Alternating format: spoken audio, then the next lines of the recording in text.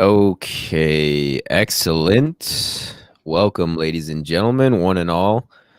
Attican here, chosen one of YouTube, and I'm here with a special guest. I've been looking forward to this interview for a few weeks now. We were supposed to meet up with Mr. Agorist, Matt Agorist, I think it was actually last week. It might have been a week and a half ago or so, but we got him on today, and we're very fortunate for that. Matt is one of the founders, or the founder, if I'm not Co-founder. incorrect, co-founder, okay, of the Free Thought Project, and he's a former U.S. Marine as well. He was honorably discharged and is a veteran, as well as a former intelligence operator directly tasked by the NSA. This prior experience gives him unique insight into the world of government corruption and the American police state. Agorist has been an independent journalist for over a decade and has been featured on mainstream networks around the world. Follow Matt Agorist on Twitter, Steemit, and now on Minds. The links for that are in the description box below. Thank you so much for coming on the show this afternoon, Mr. Agorist. Thanks for having me, man. Sorry, we didn't work out 2 weeks ago, man. But I know this has been in the works for a little while now, and I'm glad I finally made it on. Definitely, no worries about that. These things happen, but I wanted to ask about your upbringing first and how that led to your being in the Marine Corps. If we can start with that. Oh, sure, man. So I grew up in Louisiana. We were originally a really poor family, and then we started doing a little better. And then the oil field crashed. My dad worked in the oil field, and we had no money for college or anything like that. I didn't even really know what the Marine Corps was at the time. I the night before I left for boot camp, I actually watched Full Metal Jacket for the first time, and I was like, "Oh my God, what the hell am I getting myself into?" But yeah, so I spent 4 years in there. I went in as a combat engineer. I wanted to be an engineer, so my recruiter lied to me and said, "Well, be a combat engineer." But a combat engineer is like a person who digs ditches and looks for landmines. That's not at all what I had in mind. But luckily, while I was in boot camp, they told me I was smart, so I got selected to go into this special intelligence program where they let me pick what language I wanted to spy on people with. So I was a communications intercept operator, and I picked Morse code. But you'd be surprised, Morse code's actually it's a highly used language across the planet, and a lot of militaries and everything use it. So that I was busy for 4 years. Anyway, that's what we did. We listened to people and gathered intelligence from foreign actors. And back then, it was actually illegal. So like when I was working, we were directly tasked by the NSA, and we had a direct line to the President of the United States at the time. If we found something, it's called a critic. And if it was highly sensitive enough, it would go straight to the president's desk. But so yeah, actually back then it was if we scrolled up on a frequency that showed like friendly chatter, like Americans or something like that, or even like an ally like the Britons or France or somebody like that. If we scrolled up on that, we would have to immediately scroll on and go and look for an actual like an enemy chatter. Because it was against the law to actually listen in on Americans, or our allies. And now it's quite the opposite. A lot of things changed after 9/11, and now it's actually policy for the NSA to spy on all Americans and collect data on them. Okay, so you were in the Marine Corps in the 90s? Then? Yeah, I got out in just right when 9/11 happened. Or actually right before 9/11 happened, I got out. Oh wow. Okay, interesting timing. And yeah, the Patriot Act definitely changed things for all of us. I find that interesting that it was illegal to spy on Americans, but you could do it on foreign actors readily. How long did it take you to become proficient in Morse code? I actually broke the record. It took me 11 days to win the Samuel B. Morse Award, from not knowing Morse code at all to copying at greater than 20 groups per minute. So I broke the record at the school that we went to in Fort Huachuca, Arizona. Not to pat myself on the back, but Morse code came really natural to me for some reason when I was 18 years old. Wow. Excellent. And that's, well, what is the metric? It's groups per minute, you said? Yeah, which is 5 characters. And they and most Morse code isn't like sentences as you would think. You know, it's encoded alphanumeric 5-character phrasing. And like if you look at the weather is sent like that, you know, military logistics information is sent like that all over the world.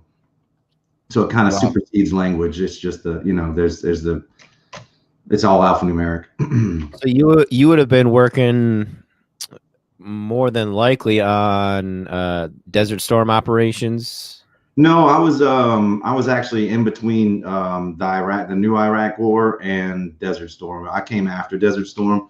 We were in conflict with in Kosovo, and that's where we went. You know, they had Slobodan Milosevic in power, and we were in there trying to. We had several. I was an assistant team leader of a 5-man like intelligence gathering team. We had 2 Serbo-Croatian linguists on our team, and we went in there to spy and gather intel in Kosovo at the time. There wasn't very much going on in the Middle East. We were in between conflicts. And then, like Desert Storm had resolved. I think Clinton dropped a couple of bombs in Iraq, but we didn't have a very large troop presence or anything like that at all. We were concerned with Kosovo at the time. And then when I get out, I realized that what we were doing was kind of oppressing people in Kosovo. It's kind of what led to my whole awakening now. Oh, wow. And before we go deeper into that, I just want to ask you, why do you think you learned Morse code so quickly, other than a natural maybe gift for it? What would you say led to that? Any tips or tricks or learning frameworks that you use? I don't know, man. I mean, I was young, I was impressionable. We worked at it for like 8 hours a day. You know, some people just couldn't get it, and they would take a month or 2 or months, you know. And you have to, like, to graduate the school, you have to copy at 18 groups per minute. I think it was something like that. But yeah, so I was doing 20 groups per minute pretty fast. I don't know something snapped in my head. Now I can barely remember it now, but yeah. I don't practice too much Morse code these days. Yeah, I suppose you don't need to. I'm sure it'd come back to you in a jiffy once this, once the EMP comes. And see, but I mean, I'm not going to listen to. I mean, 20 groups per minute, it sounds like a tone to the untrained ear. It'd just be like that. It would, it'd be damn impossible to decipher it. But wow. Yeah, I find it quite interesting because it was so highly used, during previous wars and conflicts, particularly, 20th century, mid-20th century, when you look at World War II and such.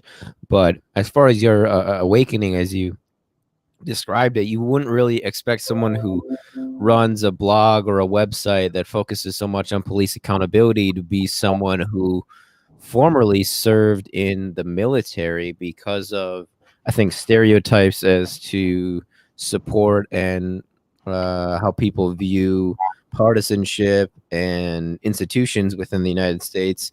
In this context, the U.S. military being a much more conservative institution, and conservatives being generally supportive of law enforcement. It seems to me almost regardless of anything. But how did that develop for you? Because obviously, coming from a Marine Corps background,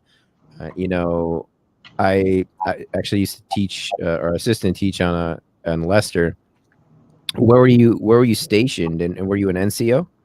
Yeah, I got out as a sergeant on E5. That's actually that middle certificate back there. That's my honorable discharge as an E5 from my unit. But I was stationed. I was my last duty station. I was in school for most of it, because intelligence is there's a lot of learning. Like after I learned Morse code, we went into another 1.5 years of intelligence gathering, training, and code breaking, and all this.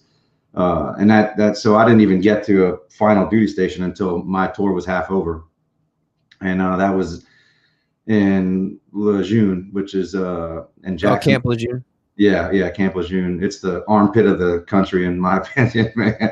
North Carolina. I was like gung-ho Marine. It was still like, this place is freaking terrible. I feel so sorry for the civilians that live in that town, because it's like strip club, tattoo parlor, pawn shop, check cashing center, like it is just like, it's all the shit that exploits young and impressionable dudes who have a steady paycheck for the first time. Yeah. Yeah. And yeah, but I mean, I wasn't there very long either. I was deployed most of the time overseas, and gathering intel for the empire.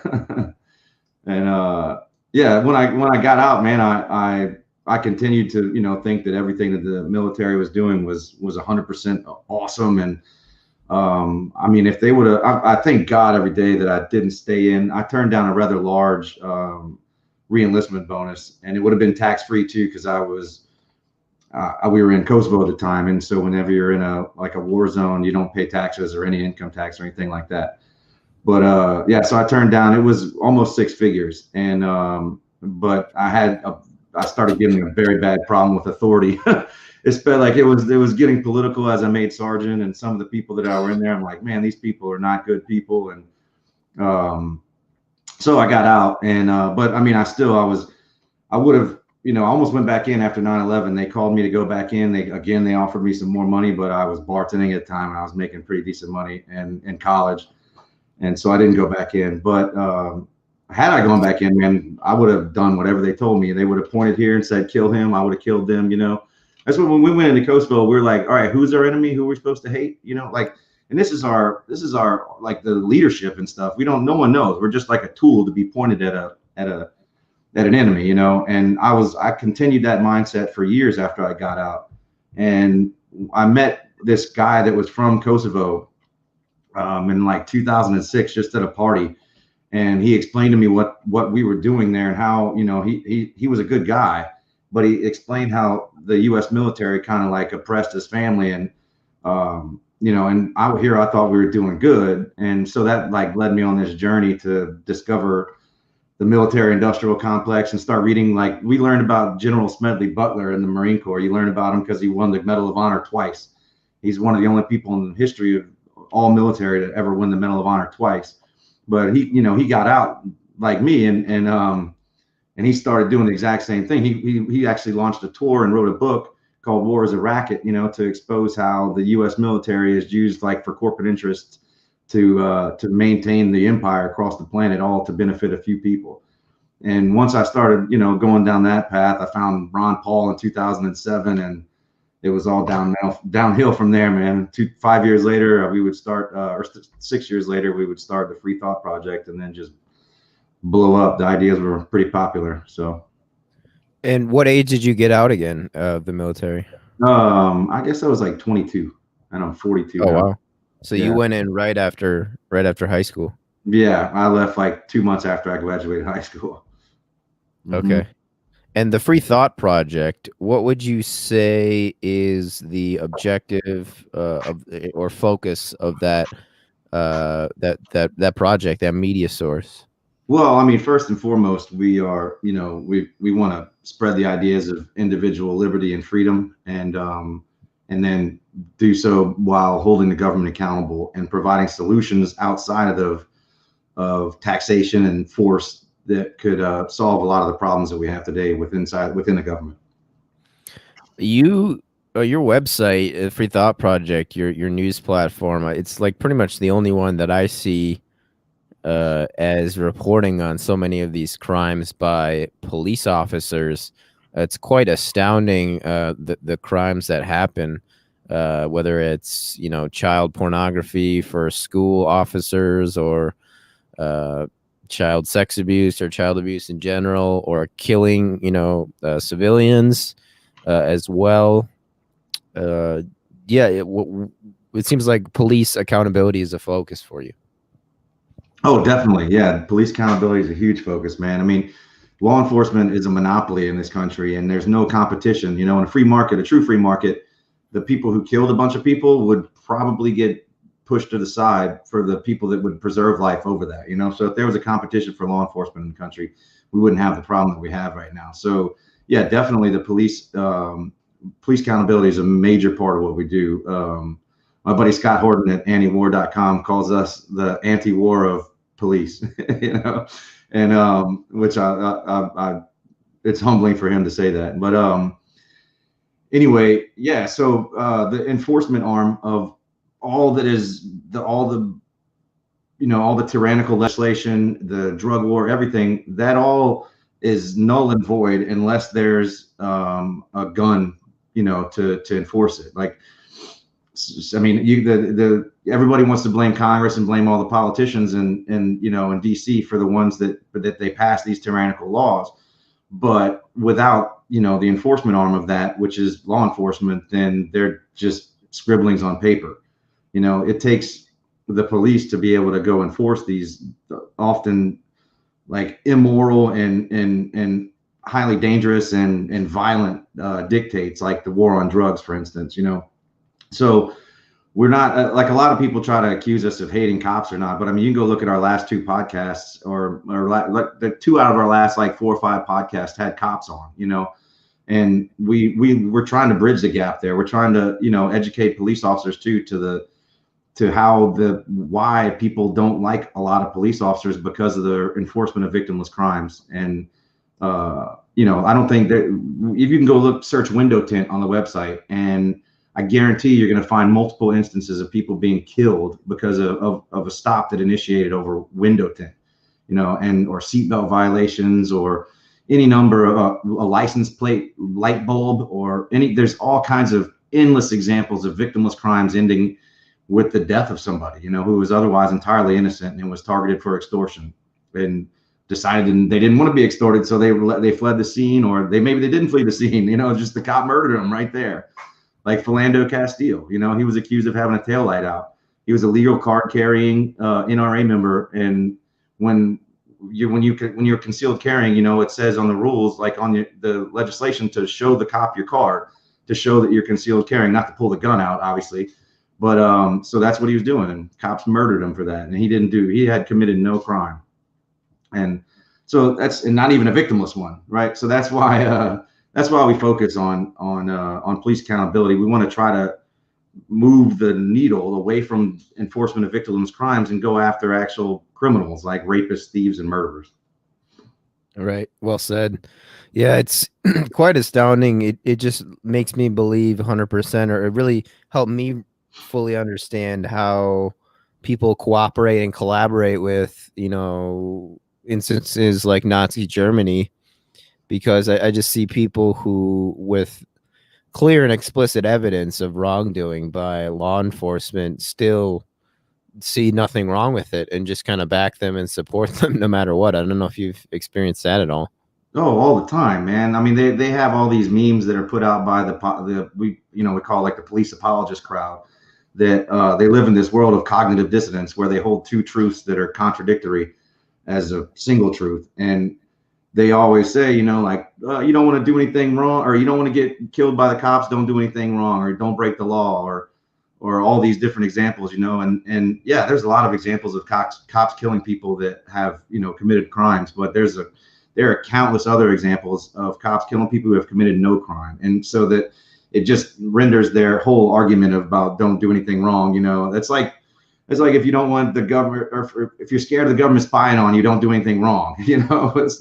That's not okay. The government shouldn't spy on you, even if you're completely innocent. That's not what this is about. Yeah, it's besides the point. It's also a little narcissistic, I think, to think that way.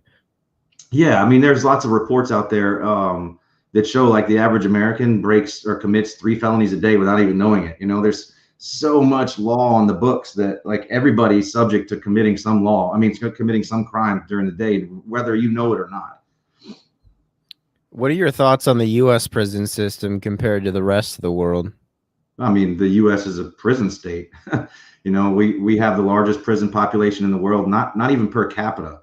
We have the largest prison population in the entire world. At any given time, there are roughly 2.4 million people, I believe, caged across the country. Many of which I think it's the overwhelming majority are for nonviolent offenses, and then the other majority of that are for people whose crimes have no victims. There's hundreds of thousands of people right now rotting away in cages for marijuana offenses. Even in states where they've legalized marijuana, there's still people in jail whose crimes are no longer crimes, even in that state, and they're still rotting away in a cage. There's people down in Louisiana. Louisiana is like if it was its own country, it would have the highest prison pop. That's where I live, is in Louisiana. That's why I'm bringing it up. But Louisiana, if it was its own country, it would have the highest prison population per capita in the world. And that's because there's people in jail right now in Louisiana for life for possession of less than an ounce of marijuana. It's freaking crazy, man. And yes, the prison industry in this country is severely broken. And people want to, like there's this crowd that calls it, they want to end private prisons or whatever. But a truly private prison wouldn't be 100% funded by the government, nor would a truly private prison have an incentive to keep a 99% capacity rate. You would actually have you would have an incentive to keep an emptier house, right? Because more prisoners cost more money. So if you had you wouldn't want to only keep the house the worst and the most, like the most vilest criminals that you want to keep off of the street. But instead, the prison system actually lobbies Congress to make more stricter laws, and to any congressman who tries to go against the war on drugs, they're blackballed by the police lobbies, by the prison industries, all the prison stocks, the prison stock holding companies. They're immediately blackballed by that, because these companies need like arbitrary bullshit to be illegal, so cops can keep those keep the constant influx of prisoners into the prison system to keep those beds at 99% occupancy. And the end goal for most of it seems to be a shakedown of the American taxpayer. Would you say? Totally. I mean, if you're truly conservative, you would be up in arms about the amount of money that the U.S. spends on locking up people for a plant. Like it costs like the average price of an incarceration, I think, I'm not sure about other states, but I know in Louisiana, it's somewhere around $60,000 a year to house an inmate, for possession of marijuana, where it would cost like the taxpayer around $1,200 to rehabilitate somebody for drugs, right? So, or not just marijuana, you don't have to go to rehabilitation for cannabis, but I'm saying like, instead of putting opioid addicts in prison, which costs the taxpayer $60,000, you can actually send them to rehabilitation for under 5 digits, and that's the problem. We have an incentive, like the prison industrial complex has created an incentive to make arbitrary things illegal, and then which happens to put cops in more danger, happens to put citizens in more danger, happens to drive a wedge between the police and the police. And we end up with cases like Breonna Taylor, where she was not, guilty of any crime, and cops kicked in her door and murdered her in the middle of the night. Or there's other countless examples of innocent people being raided in the middle of the night, where they get killed or otherwise terrorized, and they had committed no crime. Yeah. What do you think of the current geopolitical climate we're in, Mr. Agorist?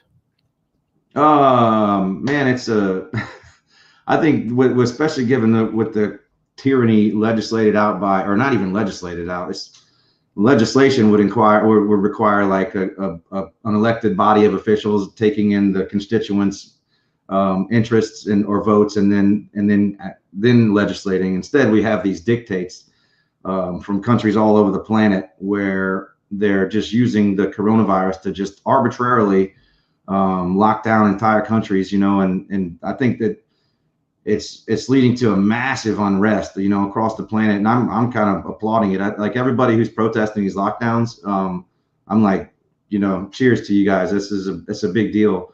Especially you can look at countries who've locked down completely, and other countries who've done the exact opposite, and you can see the curves are exactly the same on number of cases, number of deaths, number of hospitalizations, everything. I actually made a meme and I put it on Twitter a couple weeks ago, where it compared Brazil to Peru, and Peru was like they were tear gassing people if they just tried to leave town, or get out of their house, or they were beating people in the streets with nightsticks because they wanted them to remain in their house. And I compared it with Brazil, who kind of was lambasted by the whole planet for not doing the exact same thing as Peru. And their numbers, actually, Brazil had a lower per capita instance of cases and deaths. So the science is out there. No one's denying that coronavirus here, we've never done that. never said it was a pandemic or a hoax or anything like that. Clearly, it looks like there's a serious pandemic going on, but it's obviously not very harmful to younger people, and the overwhelming majority of the people that died from it are above the average life expectancy, and we still have governments that aren't looking at this and aren't looking at all this empirical data that we had over the last 8 months, where we can see what these lockdowns did and what they didn't do, and they're still here. We go again, round two. They're going to start locking down again, and it's going to make the geopolitical climate that much more rigid and agitated and unstable, in my opinion. Did you vote? No. Had they had something on the ballot that would have removed the law or led to more freedom, then certainly I would have gone out there and voted. Like had they had had they like Oregon did, where they decriminalized all drugs, had they had that on the ballot here, I would have certainly gone out there and voted. Or had they voted to remove qualified immunity for police officers, I would have gone out there and voted. But I'm on a local level, it's a good, I actually advocate for voting like for local politicians and stuff like that, because that's the ones where you can actually go, you can go right up to them and talk to them and stuff, and that you can put a little bit more pressure on them like that. But as far as voting for congressmen or even senators or presidents or anything like that, it's I find it kind of futile, and it's kind of pointless. Like I posted the lyrics of a Who song on Facebook the other day. It's the "We Won't Be Fooled Again." They were singing about this stuff in 1971, where the last two lines of that song are "Meet the new boss, same as the old boss." And this has been the case from well before the Who wrote that song. And we are every 4 years, America gets whipped into a tizzy and thinks that whoever the new master is that goes into the White House is going to make our lives all better. And if the other guy wins, it's going to suck for everybody. But nothing changes really. Nothing. Everybody gets more divided. The wars go on. The police state increases. Spying on citizens increases, and corporate interests continue to rule government. That's what happens. And so my vote was, it literally doesn't matter. I mean, because it doesn't matter if Trump would have been in or Biden. This exact same thing would have continued. What do you think the solution is to fixing these problems? Well, I mean, I advocate for a voluntary society, but I mean, I understand that that's that's not a large scale implementable short-term solution. I think that all human interactions should be free from the threat of force or the threat of violence or the threat of incarceration, which is not what we live in today. We have nothing voluntary when it comes to government. If you don't pay your taxes, you'll get locked in a cage. If you don't pay us an arbitrary window ticket, you'll be locked in a cage. So that's why on these smaller scales, there's easy solutions to start easing society into a more voluntary and freer society by removing victimless crimes, by getting them out of the way, by having police focus on more crimes, allowing third parties into onto the platform with all these with the two-party oligarchy that we have currently. If Joe Jorgensen would have been up there, or even some of the like the other ones, like the Green Party members, if they were allowed to debate, it would make the other candidates look retarded. Like they would just look so silly up there. I mean, even Tulsi Gabbard, when the DNC was having their pre-debates and everything, she was making everybody look like a tyrant, idiot, uninformed warmonger. That's what Tulsi Gabbard was doing. And so what happened? Hillary Clinton comes out and says, Tulsi Gabbard is a Russian agent. And then boom, she's pulled from all the TV coverings and everything like that. And she's not a third party, but I mean, she was as close as a third party could get inside the establishment. And or Andrew Yang, or like there's so many other ideas out there on the table, but Americans are spoon fed these two spoons out of the same bowl, and it's pointless, and it's got us more divided and on issues that are like superficial. And so the solution would be to allow third parties to massively reform the enforcement arm of the state, like the police, by removing all victimless crimes, and that would be a major start to a more peaceful society and overhauling government and less centralization. I think the more power that is concentrated in Washington, D.C., is that just leads to more centralized tyranny. And I think that if the states wanted to secede, if a state wants to secede, pull out like that. Less centralization is always better for the individual freedom. Yeah, definitely. I agree, Mr. Agorist, excuse me. And what are your thoughts on the police insofar as, I mean, do you think that they protect who do you think the police protects at the end of the day? Because they do protect someone, right? Yeah, certainly. I mean, the police. I mean, in very rare instances, police will run up and stop a person from getting beat up, or stop or they'll show up to, like a woman will call for she's a domestic abuse victim or something like that. But uh, if you look at the overall like job or impetus behind policing, it's to enforce government dictates. Which is why many officers and many police apologists, they always come to the phrase, which is just doing my job. But when your job involves kidnapping and caging people for possessing a plant that has killed no one in history, maybe you need to re-examine what that job, what that job is. So so the police definitely, they have actually, according to the Supreme Court, they actually have no duty to protect the U.S. citizen. Their job is to enforce the laws only.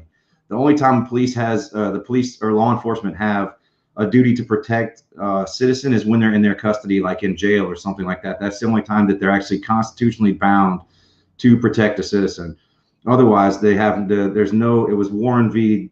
District of Columbia, I believe, that the Supreme Court established that the police in America have no duty whatsoever, no constitutional duty to protect a U.S. citizen.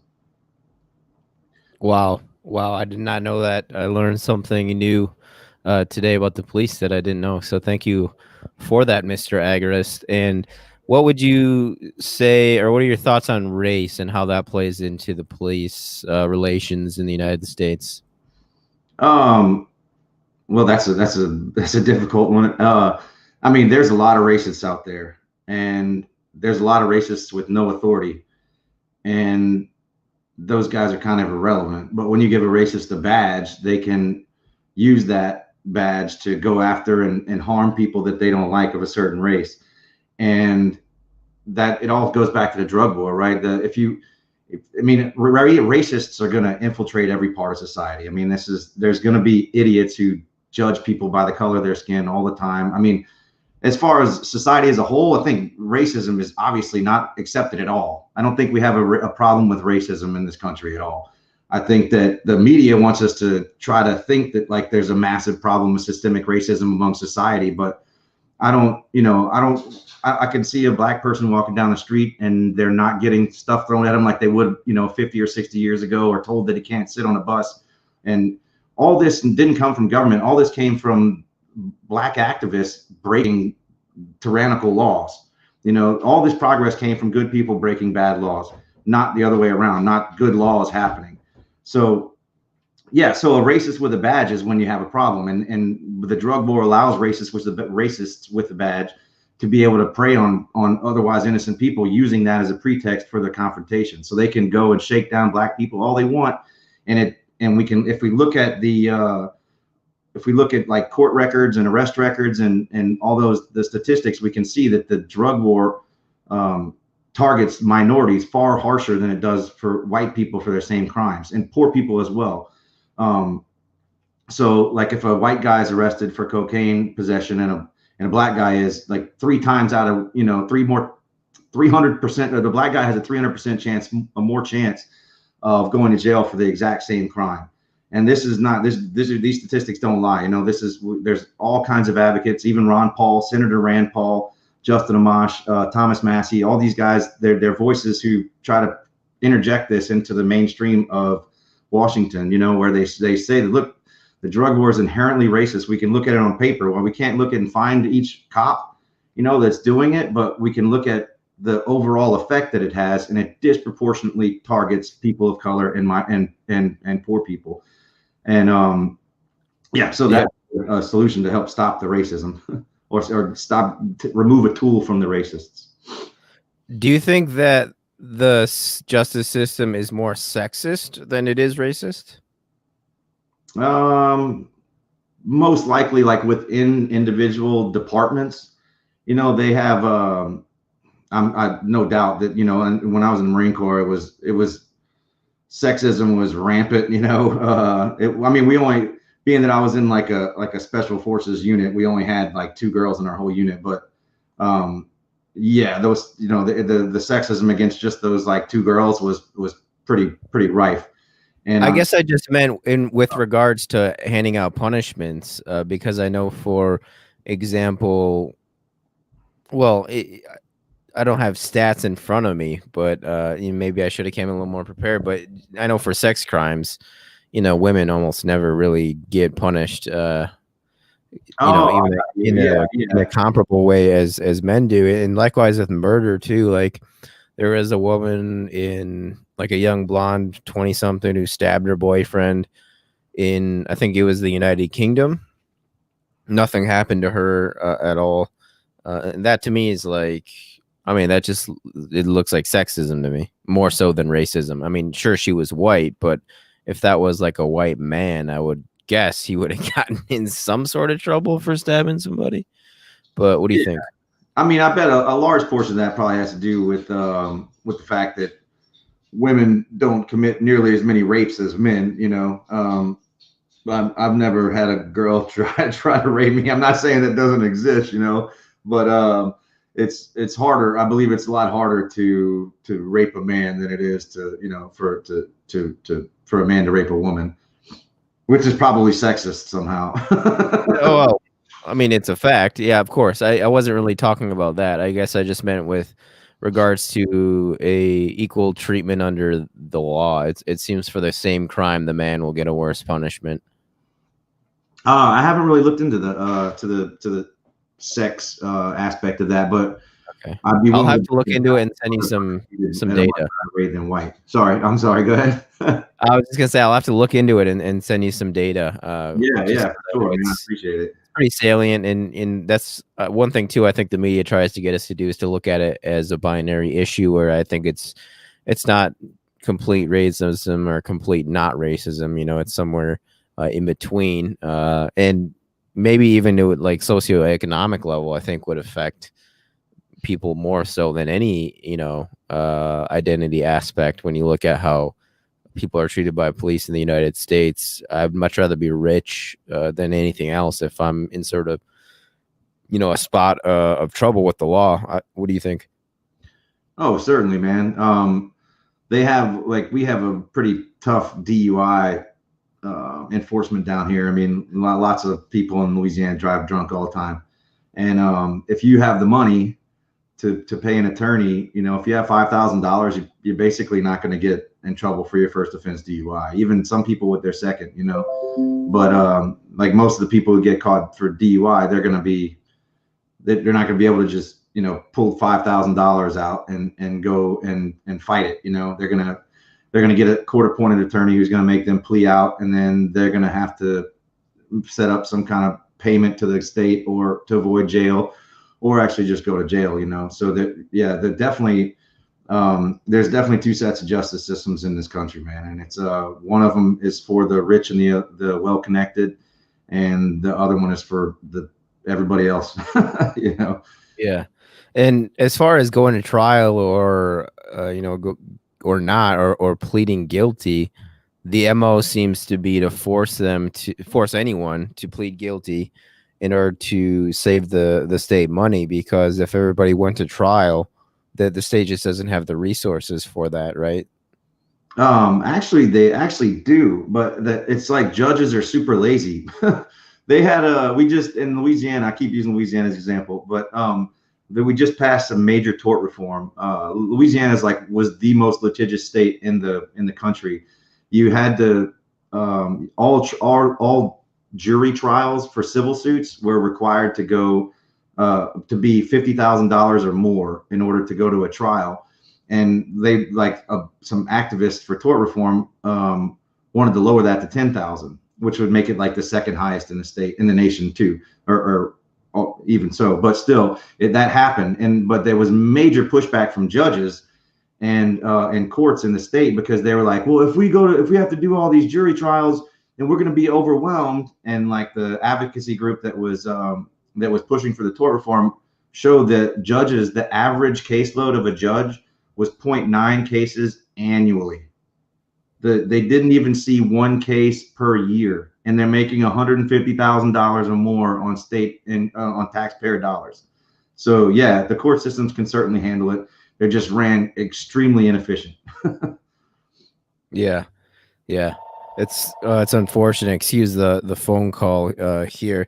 I just wanted to ask some more about what you I guess what you guys' goal is with Free Thought Project as well. But I wanted to first get to censorship. Have you experienced a fair bit of censorship in your journey as a media platform, Yeah, Mr. Agorist? yeah, we certainly have. It was national news in 2018. We had over 6 million followers on Facebook alone, and then tens of thousands on Twitter and YouTube and whatnot. And on the same day, it was October 8th or 9th, I can't remember the exact day, but of 2018, all of our Twitter pages and all of our Twitter profiles and all of our pages on Facebook were just gone or unpublished, and with no warning, nothing. And so that, I mean, of course, that was a national news incident. Like I was doing interviews all over the damn place at that time, because everybody wanted to know why we were banned. And because we never promoted anything that went against Facebook's terms of service. We promote only peaceful and liberty promoting ideas, and yet we were still completely deplatformed in a matter of hours on not just Facebook but Twitter, and then we also got a strike on YouTube that day too. So it was like a coordinated effort by these massive media tech giants. And immediately after, people were coming out and saying, well, Facebook's a private company, they can do what they want to do. And I agree. If you're a private company, certainly you can do whatever you want to do. You can let whoever you want on it. However, what we found at the time was that Facebook's not exactly a private entity. They partnered with a facet of the Atlantic Council, which is like a think tank, like the Council on Foreign Relations is, but it's funded by U.S. tax dollars, and actually directly funded by the U.S. Army as well. So and multiple governments from around the world. So when the Atlantic Council is, and they're in charge of Facebook's censorship arm, the Atlantic Council group was, right? So when that government-funded entity is telling a private entity to who they can and can't allow on their platform, then Facebook is no longer a private company. They when they're taking orders from government, that removes them from the whole we're private, we can regulate, we could self-regulate. So that was a big stink that we pushed out there, and then so fast forward to this year, we never left Facebook. We were able to restart pages. They kept banning them. We have the Free Thought Project and Police to Police are our two big pages out there. We're on the Free Thought Project 4.0 and Police to Police 3.0. That's how many times they've been subsequently banned. And currently, Jason Bassler, the co-founder and my business partner, we were like 2 weeks ago before the election, we were removed from moderators. Not moderators, from admins on all of our pages. So we can't even do anything on our pages, besides like look at comments and check messages. They removed our ability to post and everything, and gave us no warning. There's no page quality violations, nothing like that.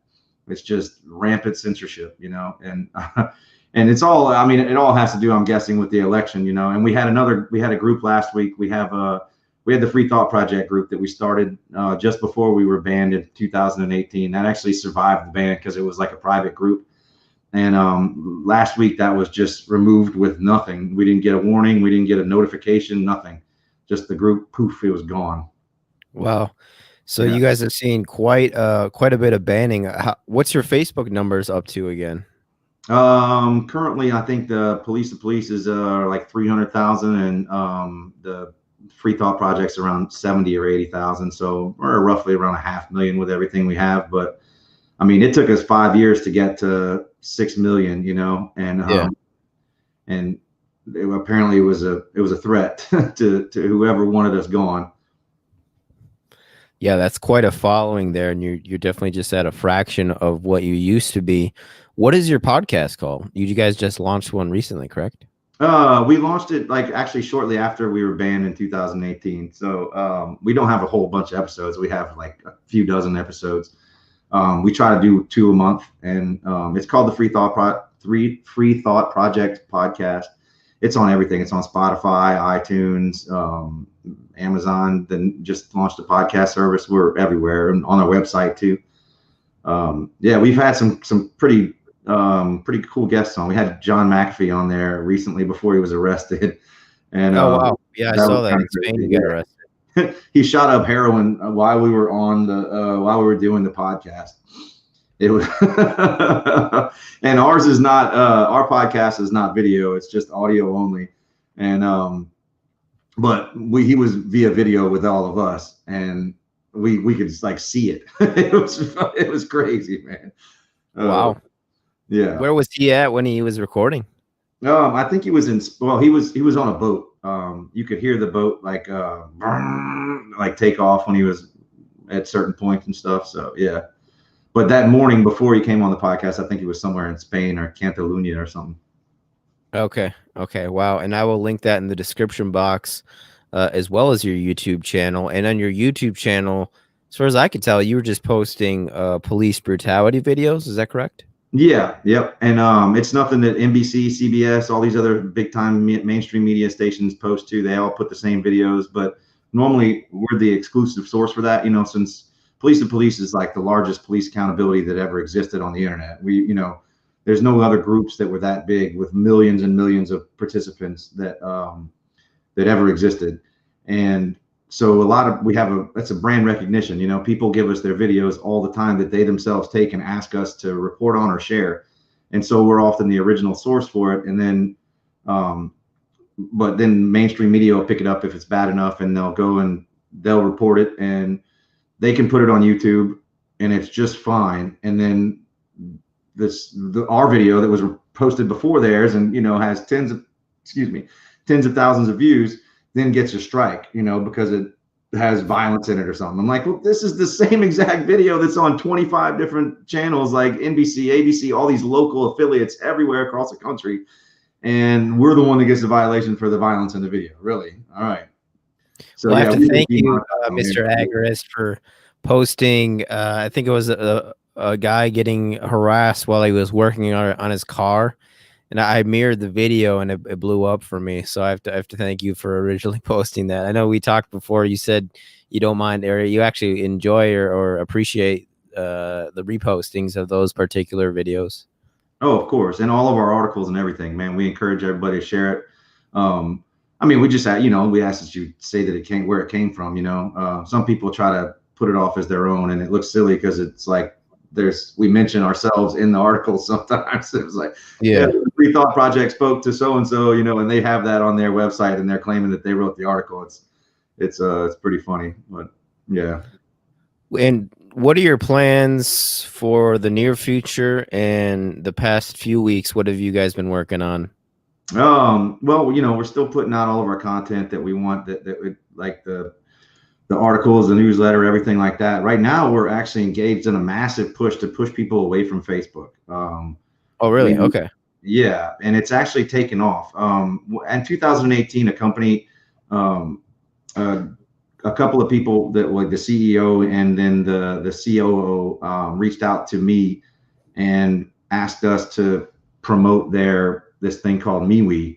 And I was like, oh, okay, we'll take a look or whatever. And then didn't look back because we started at a page on MeWe. We did all that. We started a bunch of different social media networks. We're on everything. We're on Parler. We're on Gab. We're on minds.com, all these MeWe.com. But so we started building these things 2 years ago, and now it seems that like we might be reaching critical mass with the Facebook censorship. So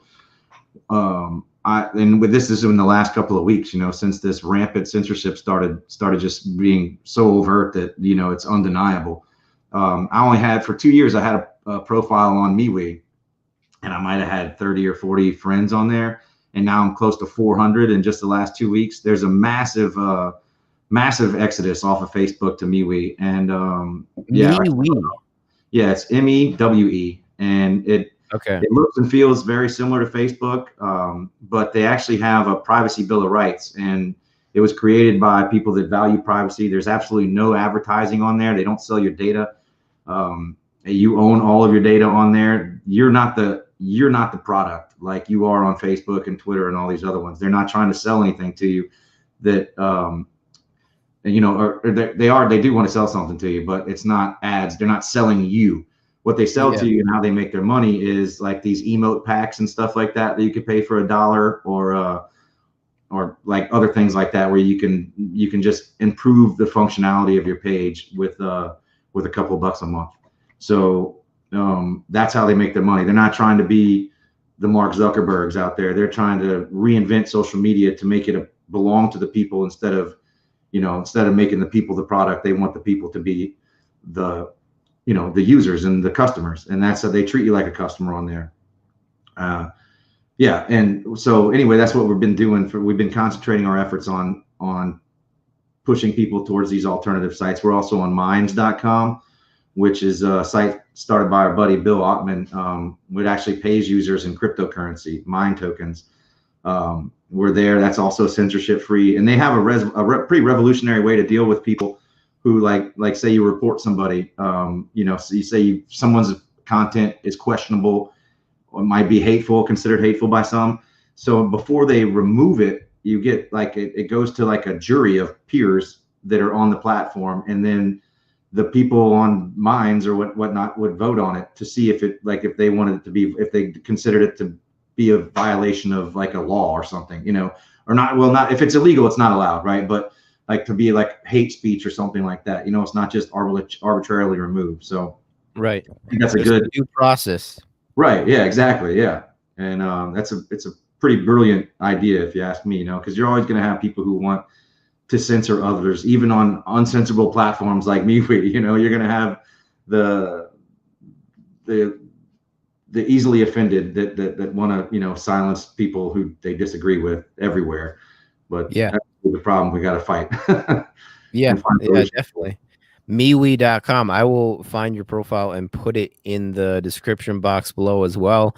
And I'll probably sign up for that network too, as I actually had never heard of it until our chat today. Well, I just tweeted it out on my Twitter profile about 15 minutes before we got on the podcast, because if you look at the iTunes store, or not iTunes, but the iStore, or the App Store, MeWe is actually the #1 downloaded social media app in the store, bigger than Facebook and everything else. So it's like it's exploding right now. So we're really trying to capitalize on that, and try to make that to get the push, because it was kind of dormant for 2 years. There wasn't enough people on it to even interact or have a fun time on it. But now, I mean, it's blowing up. Wow, excellent. Yeah, I'll have to migrate over there as well. And I'm actually on Brand New Tube as well. I don't know if you've heard of that one out of the United Kingdom.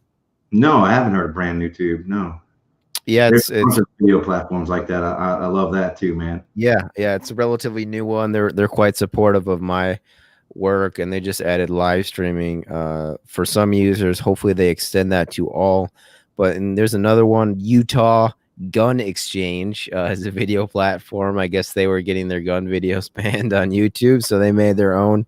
Brighteon as well, and then of course BitChute, and I might be missing one or two others, but one's called Odyssey. And Odyssey, okay, I haven't heard of that one. Yeah, we just went to Odyssey. It's a bunch of these ones on like different type of blockchains that actually pay you for views and whatnot like that. So wow. Okay. Yeah. I did see Library, LBRY, but LBRY too. You have to pay to host your content on there. So yeah, I'll have to check out Odyssey as well. And I hope we can do this again, Mr. Agorist. This is really great. I definitely didn't get to all my questions, but final thoughts before we sign off today for the audience. I know you got your media blog on the Free Thought Project, which is A link is below. Your podcast, anything else? Your We Meet? Yeah, man. You could, I mean, just Google Matt Agorist. There's all kinds of stuff you'll find out there. Free Thought Project. You'll see it. You'll see all the people claiming to fact check us and all that. But we've had every fact check from the AP and Snow or Politico and all these other ones all overturned. Never one that stuck. So, yeah, just Google Free Thought Project, man. You'll go down a rabbit hole out there, and you can find us on all these different platforms. Yeah, a lot of mind-blowing stuff on that website, guys. I'd encourage you to check it out. Really opens your eyes as to how our law enforcement behaves in this country on a routine basis, and it's stuff that I think people need to know. I salute you, Mr. Agorist, for your service. I want to thank you for your service in the armed forces here for the U.S. Of A, as we mentioned at the beginning, former USMC NCO. And I'm guessing you did some training in Okinawa? No. Okay, you weren't at Okinawa. Okay, wow. No, I was in Okinawa. No, it was I was in Fort Huachuca, Arizona, which is an Intel base, and then I was in Corey Station, Pensacola, which is another Intel base, and then I was in Lejeune, and then overseas. But yeah, okay, on a boat. I was not like I was on a boat for months on end, and I get seasick. It was a fun time. Excellent. Awesome. Thank you, Mr. Agorist. Thanks for tuning in, everybody. And we'll see you all next time. Stay frosty.